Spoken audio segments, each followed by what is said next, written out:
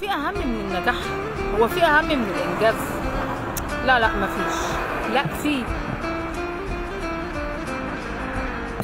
انا اقول لكم ايه الاهم من النجاح واهم من الانجاز واهم من الانتصار. في يوم من الايام كتبت مسرحيه ووزعت الادوار على الطلبه وقلت انا هعمل حفله تفوق، وطبعت شهادات التقدير وجبت كل حاجه على حسابي الشخصي الفردي، ودربت الطلبه وبذلت مجهود وتعبت جدا.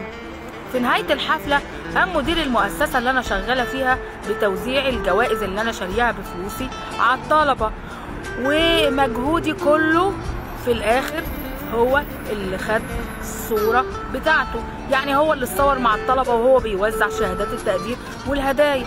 يبقى في اهم من النجاح انك تسجل نجاحك، انك تسجل انتصارك، ان نجاحك ما يروحش لغيرك، هو ده الاهم من النجاح.